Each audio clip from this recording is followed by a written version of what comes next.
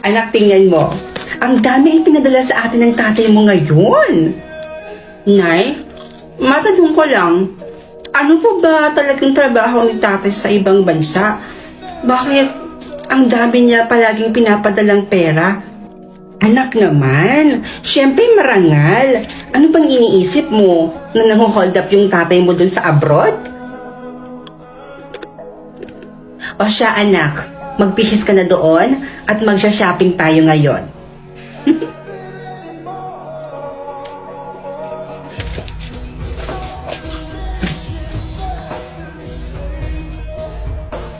Nay, nagpadala na naman ba sa inyo si tatay? Eh di ba kakapadala lang niya nung isang araw? O bakit anak? Ayaw mo ba ng ganon? Na marami tayong pera?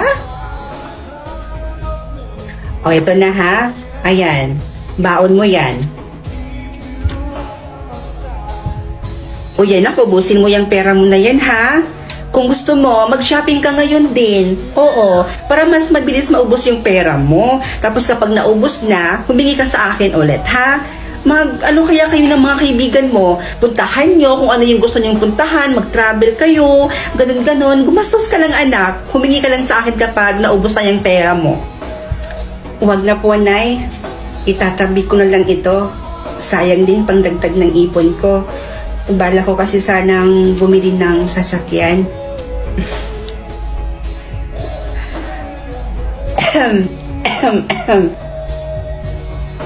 Oh. Oy, ano pang hinihintay mo dyan, anak? Eh, testing mo na yung kotse mo. Nandoon na sa labas yung paborito mong kotse. Totoo ba to? May sasakyan na ako. Tay, bakit ganyan po yung tono ng boses nyo? May sakit po ba kayo? Baka inaabuso niyo na po yung katawan nyo kakatrabaho. Eh, ang laki pa naman ng perang pinapadala nyo dito sa amin sa Pilipinas. Tay, may itatanong lang po sana ako sa inyo. Ayaw po kasi sabihin sa akin ni nanay eh. Tay, ano po ba talagang trabaho nyo dyan sa abroad?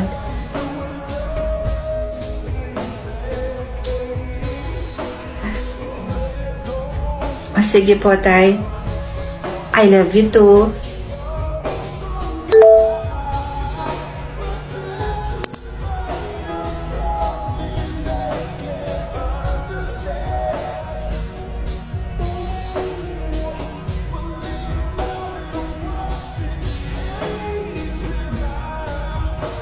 Ano pa naman yan, Berto?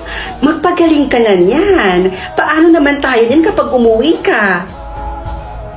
Diyan ka na lang? Ano ka ba naman? Magpagaling ka dyan, tapos magtrabaho ka na ulit. Tapos yung pipiliin mo makatrabaho mo, yung walang sakit. Nay, ay, anak, si tatay ba to? Si tatay ba yan? Sabihin niyo sa akin ng totoo, Nay. Ano po ba talagang trabaho ni tatay sa abroad? Bakit ang bilis natin yumaman? Oo na, eto na. Eto na, sasabihin ko na. Ang trabaho kasi ng tatay mo sa Malaysia, anak.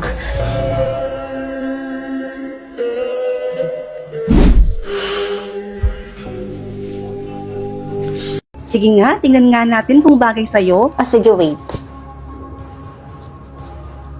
Wow! Bagay nga! Lakas ng dating mo kapag nakasombrero. Bigaon, bahog bilat. Nilalandi mo pala yung boyfriend ko? Hoy, hindi ah. Saan mo naman nalaman yan? Umalis ka nga sa harapan ko. Bigaon. Wow! Choose one. 20 million? Or sombrero? Siyempre, 20 million. Aanuhin ko naman tong sombrero. Ha? Bakit naging sombrero to? Ang daya naman. Kakawid ko dito. Kakainis.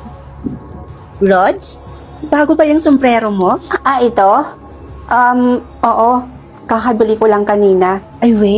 Sige nga, tingnan nga natin kung bagay sa'yo. Sige, wait. Wow! Bagay nga. Lakas ng dating mo kapag nakasombrero. Bigaon, bahog bilat. Nilalandi mo pala yung boyfriend ko? Hoy, hindi ah. Saan mo naman nalaman yan? Umalis ka nga sa harapan ko. Bigaon. Uy, Rods, teka. Magpapaliwanag muna ako. Ayaw mong umalis? Eh di ako naaalis. Nahiya pa ako sa'yo. Wow! Ang ganda pala ng sombrero na to ah. In fairness. Besh! Oh, Besh! Saan ka pupunta at anong ginagawa mo? Uy, Besh, ano ka ba? Nagtatanong ako. Uy, Besh ah, hindi ka pala nakakatulog kapag hindi ka nakakapagkape? Uy, paano mo nalaman yun? Eh, biggest secret ko yun eh. Hindi ko rin alam. Siguro tsamba lang? Sige, alis na ako. Tsamba ba yun? Napakahiwaga naman ng sombrero na to.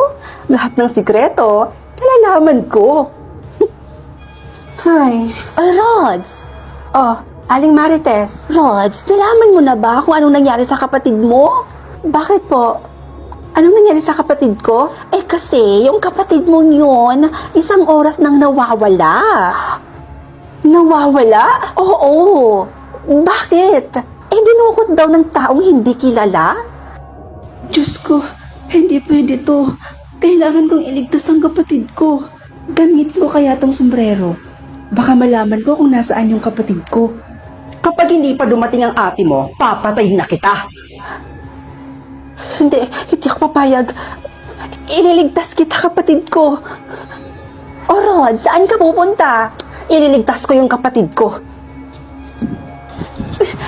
Manahimik ka. Pakawalan mo yung kapatid ko. Ate? Ate! Mabuti naman at dumating ka na.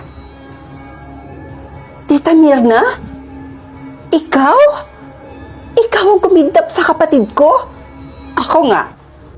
Bakit mo ginagawa to? Pakawalan mo yung kapatid ko. Papakawalan ko lang yung kapatid mo sa isang kondisyon. Ibigay mo sa akin yung mahiwagang sombrerong suot-suot mo ngayon.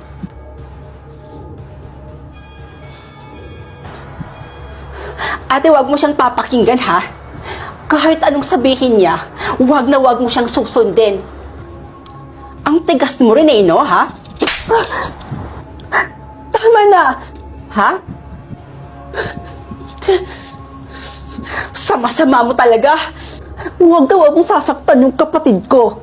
Hanggat hindi mo binibigay sa akin ang mahiwagang sombrero, gagawin ko kung anong gusto kong gawin sa kapatid mo.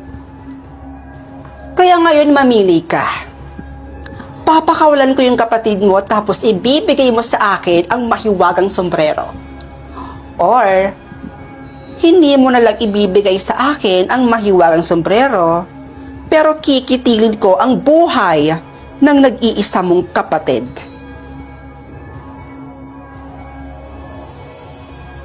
Ate, wag! Bibilang ako ng 3. Kapag hindi mo pa binigay sa akin ang mahiwagang sombrero, pasensyahan na lang tayo at papatayin ko na ang nag-iisang kapatid mo mismo sa harapan mo.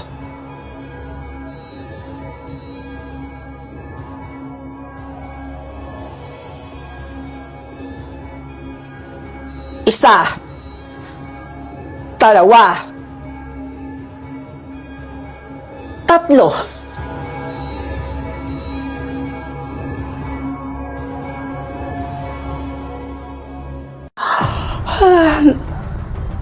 Wow! Kakagising ko lang may choose 1 na kaagad. Pero ano to? Choose 1? Maging matalino? O maging mayaman? Ay, dahil mahirap lang kami, pipiliin kong maging mayaman.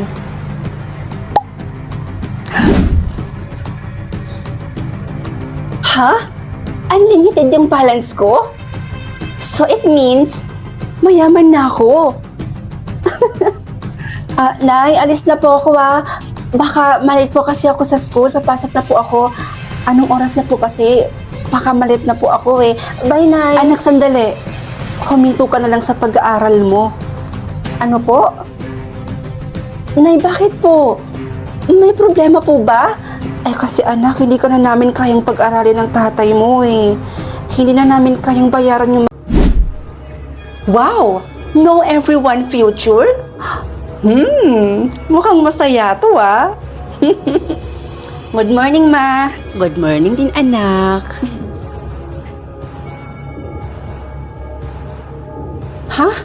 Bakit ganun? Bakit hindi ko nakikita yung future niya, Mama? Ano yun, anak? Ah, wala po, Ma. O siya, anak, alis mo na ako ha. May susunduin lang ako sa labas. Aray! O anak, anong nangyari sa'yo? Wala po, Ma. Sige na po, alis na ako. Grabe yun, ah. Alam ko na. Kapag tinatakpan ko yung isang mata ko, nalalaman ko yung mga future nila. Interesting.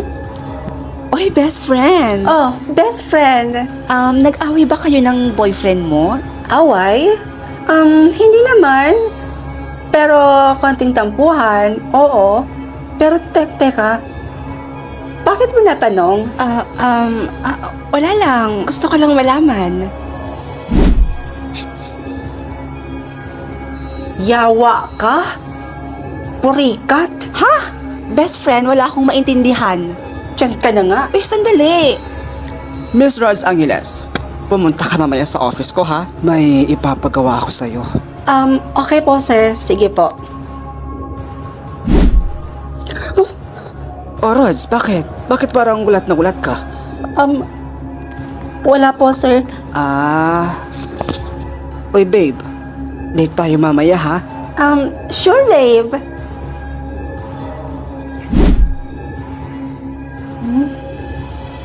Kala ko, kami na talaga. O, ano yun, babe?